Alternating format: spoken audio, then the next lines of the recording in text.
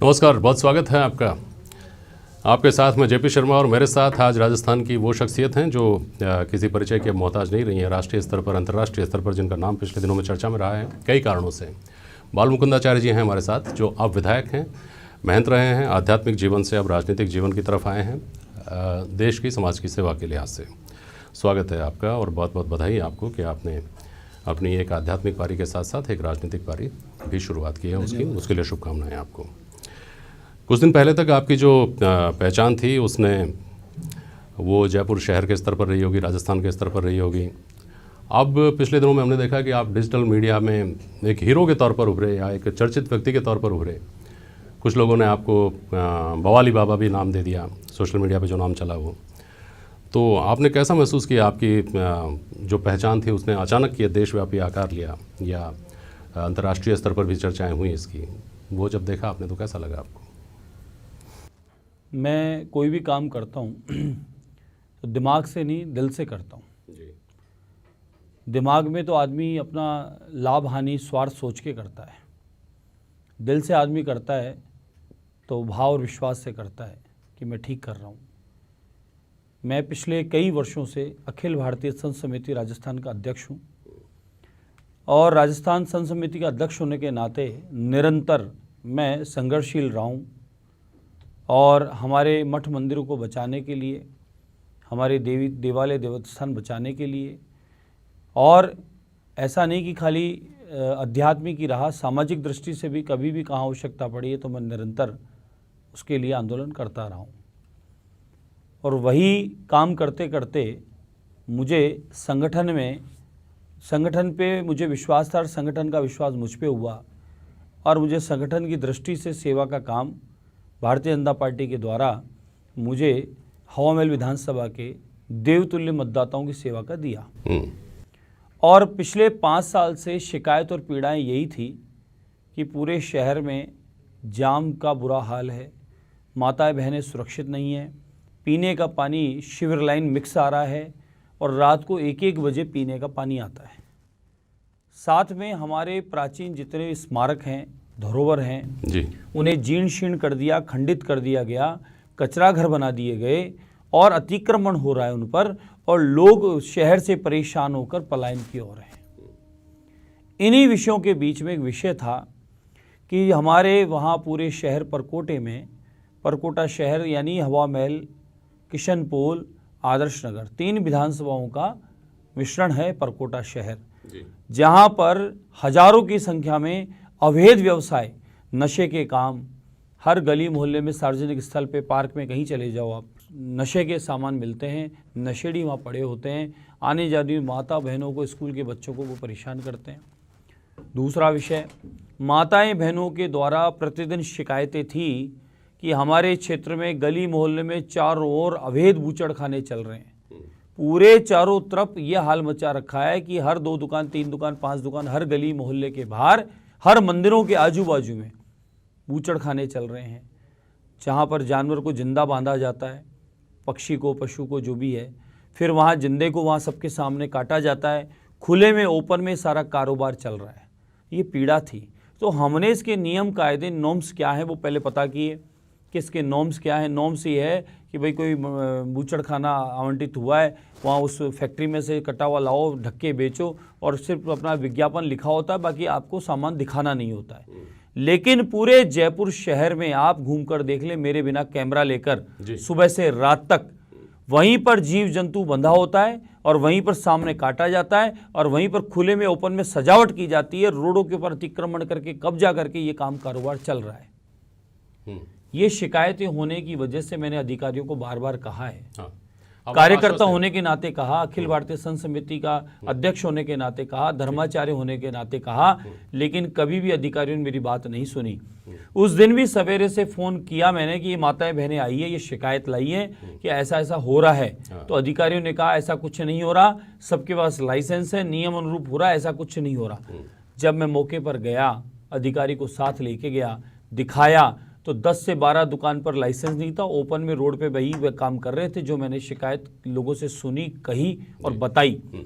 इस प्रकार का माहौल इस शहर परकोटे में, अपराकाशी में हो रहा है, जो अपराकाशी शिव की उपनगरी कहा गया है, जहाँ चारों ओर देवी देवताओं के प्राचीन स्थान है, संतों के धूणे हैं, मठ है, ये सब चीज़ें यहाँ पुरानी प्राचीन स्मारक हैं और अध्यात्म नगरी है।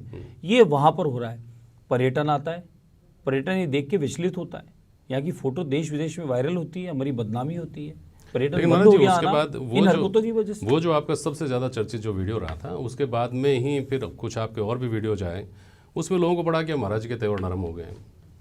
तो ऐसा कैसे हुआ? क्या कोई मैसेज आया, कुछ कहा गया? देखिए, मैं आध्यात्मिक व्यक्ति हूँ जी, किसी की आत्मा को ठेस पहुंचाना मेरा कोई उद्देश्य नहीं। ठीक बात। मुझे किन्होंने कहा कि आपने अधिकारियों को इस तरीके से बात की, अधिकारियों से आपका ये था।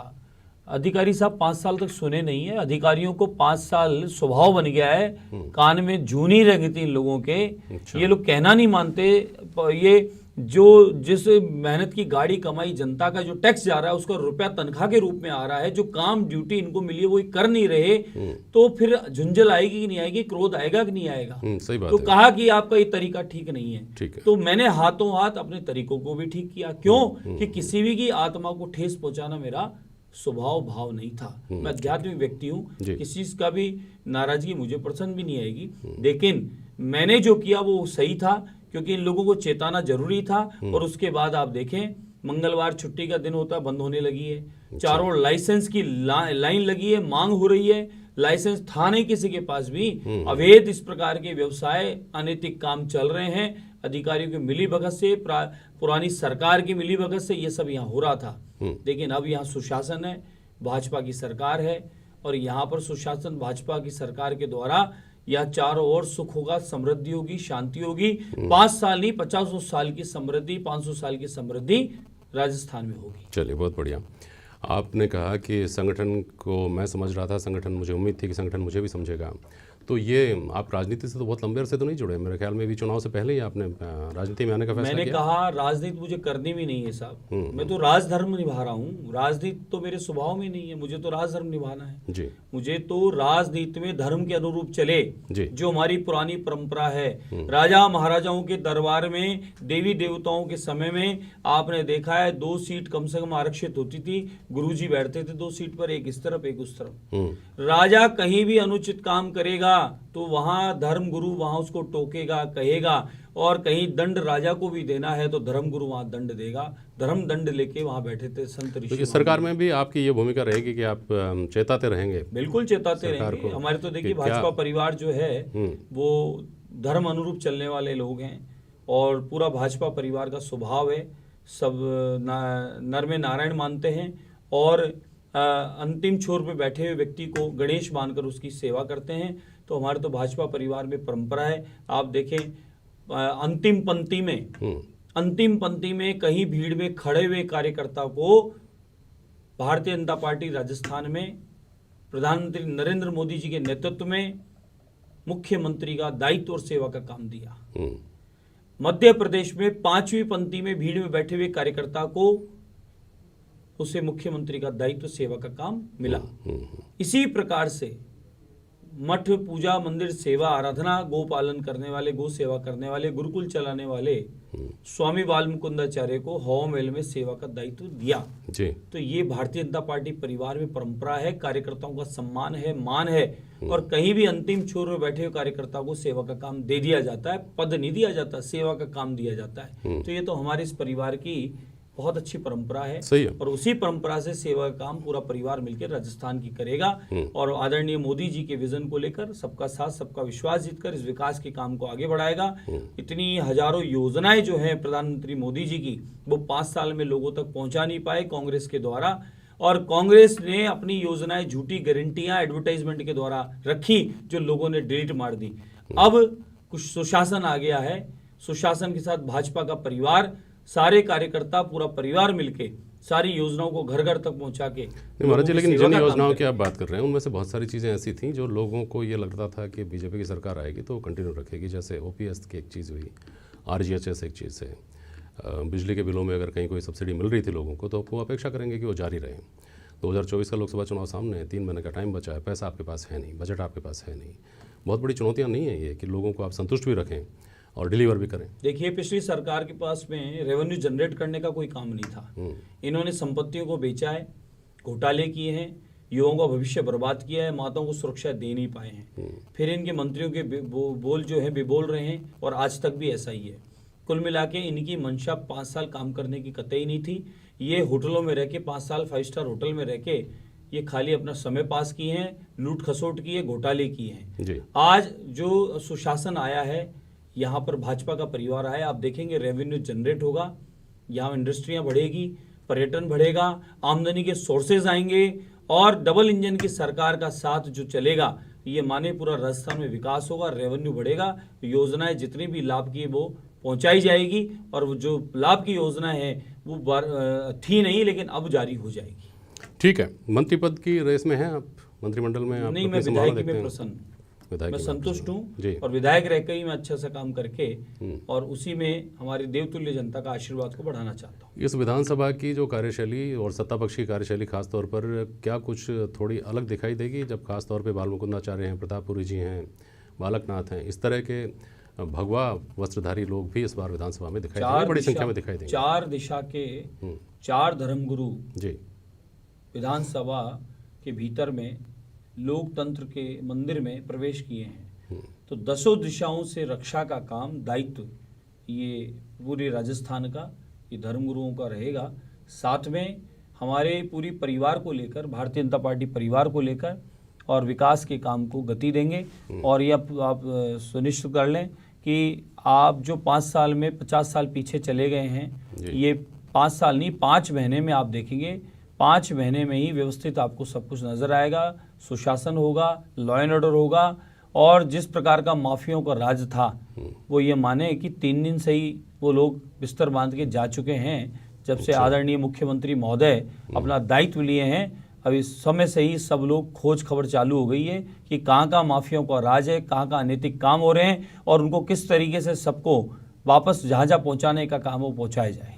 महाराज जी, लोकसभा चुनाव में बहुत ज़्यादा टाइम नहीं है, 3 महीने का टाइम है केवल, और जो राजनीति है और ख़ासतौर पर चुनावी जो राजनीति होती है, इलेक्शनरिंग जो होती है, वो पूरी तरह से कास्ट जो सिस्टम है उसके इर्द गिर्द घूमती है।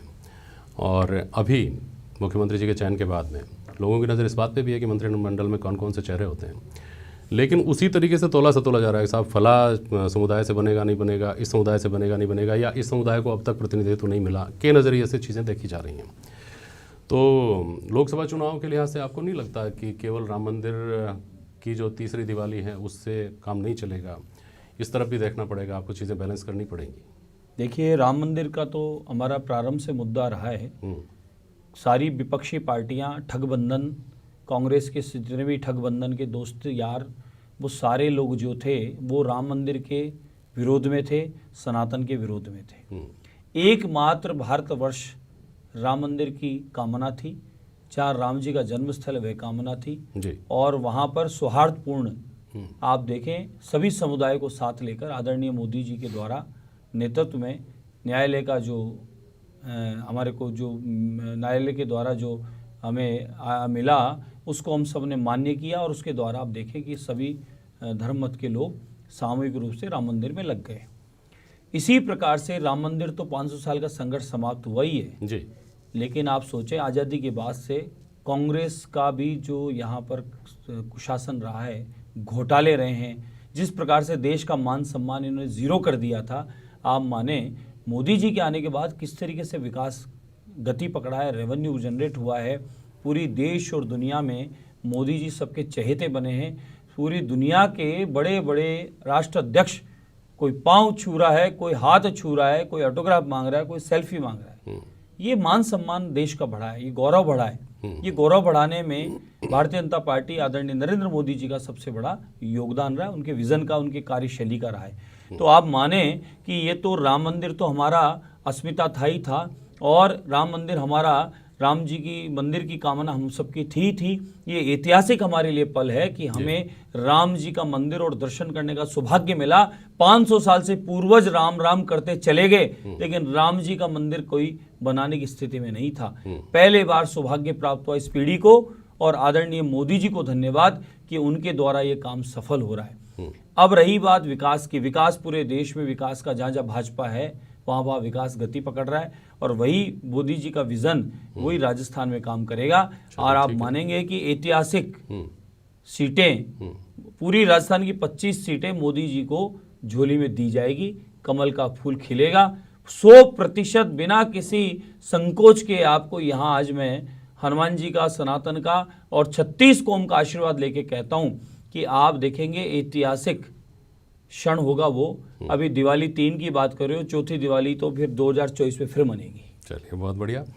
जो बाल मुकुंदाचार्य जी कहते हैं कि अहम बाल मुकुंदाचार्य शपथ लेते वक्त, वो तो सहज लगता है, लेकिन अहम यूनुस खान और अहम जुबैर खान तक बात पहुंचती है तो फिर कुछ ऐसा युग परिवर्तन जैसा लगता है। उसको आप कैसे देखते हैं? ये यही तो सनातन है, यही सनातन है कि यहाँ पर यही मोदी जी का विज़न है कि यहाँ सबका साथ है, सबका विश्वास जीतना है, सबका विकास करना है। यानी 36 कौम को गणेश मानकर उनकी सेवा करनी है, 36 कौम में नारायण शक्ति विराजमान उनकी सेवा करनी है। तो ये वही परिवर्तन है कि अब हमारी देववाणी संस्कृत, भाषाओं की जननी संस्कृत और हमारी प्राचीन भाषा संस्कृत, उस संस्कृत को अब सबके वाणी में, सबके बोलने में, सबके कर्म में वो नज़र आ रही है। तो ये सनातन है और सनातन के साथ सब हैं और जो लोग मिटाने की बात करते हैं उनके लिए करारा जवाब है। ठीक बात है। एक सवाल और कर लेता हूँ आपसे। जो मंत्रिमंडल होगा उसको लेकर तमाम तरह की जिज्ञासाएँ तो हैं ही, लेकिन सबसे बड़ी जिज्ञासा ये है कि साहब जो दिग्गज लोग हैं, जो वरिष्ठ लोग हैं, जो पहले भी हैवीवेट रहे हैं, बड़े पोर्टफोलियो जिनके पास रह लिए या नहीं भी रहे तो केंद्र में रहे हैं, वो लोग मंत्री बनेंगे तो निश्चित तौर पर सदन के नेता असहज महसूस करेंगे और नहीं बनेंगे तो वो खुद असहज महसूस करेंगे और उनकी फैन फॉलोइंग है उसकी नाराज़गी का भी सब संतुलन, तो किस तरह से होगा? सब संतुलन होगा, सबका संतुलन होगा। आप निश्चिंत रहिए, बहुत मुझे अच्छा कोई चिंता नहीं है, मैं हाँ, एकदम आश्वस्त हूँ। हाँ, बहुत अच्छे से संतुलन होगा। जितने भी कयास मीडिया ने लगाए थे, जितने भी नाम बताए थे और जो प्रचारित कर रहे थे, उसके बाद में आपने देखा कि अचानक जो चर्चा नहीं थी वो नाम सामने है। तो यानी संतुलन बनाने की व्यवस्था है और वही संतुलन बनके सब साथ पूरा परिवार। रही बात कि मंत्री की दौड़ में हम लोग कतई नहीं है, हम लोग विधायक बने, भाजपा के कार्यकर्ता हैं, परिवार के सदस्य हैं। जो बनेगा वो अपना परिवार का सदस्य है, उसके साथ उससे काम हो जाएगा। इसमें कौन सी कोई बाहर का तो बनने से रहा, बनेगा परिवार का सदस्य, बड़ा भी बनेगा, छोटा भी बनेगा, उससे छोटा बनेगा, परिवार का कोई भी सदस्य के पास दायित्व आएगा, उसके साथ हम मिलकर काम करेंगे। सबका उद्देश्य है विकास करना। ऐसा भी हो गया कि महाराज जी कि पद की आप पद हासिल कर सकते हैं कि नहीं कर सकते हैं, उसकी एक योग्यता ये भी हो गई है कि आप उस रेस में शामिल ना हो। तो आपकी पार्टी के बारे में बन गया है कि वो उन लोगों को चुनती है जो दौड़ में शामिल नहीं है। नहीं, हमारा तो कोई कतई विचार आया नहीं कभी, क्योंकि हम तो विधायक बने हैं और विधायक बनकर 100 नंबर लेना चाहते हैं। 1 नंबर हैंड राइटिंग का और मिल जाए तो अच्छी बात है और वही लेकर और हम अपने क्षेत्र का विकास सेवा करना चाहते हैं। चलिए, ठीक है साहब, बहुत बहुत शुक्रिया। बाल मुकुंदाचार्य जी थे हमारे साथ, जिनका ये दूसरा पहलू जो आप देख रहे हैं व्यक्तित्व का, एक राजनीतिज्ञ के तौर पर आपने इनको अभी देखना शुरू किया, एक आध्यात्मिक गुरु के तौर पर आप इनको बहुत लंबे अरसे से देखते रहे हैं। तो जितना इनका प्रभावित करने वाला व्यक्तित्व एक आध्यात्मिक गुरु के तौर पर था, उतना ही दिलचस्प एक राजनीतिक व्यक्ति के तौर पर है। बहुत शुक्रिया आपका और बहुत शुक्रिया आप सभी का। नमस्कार।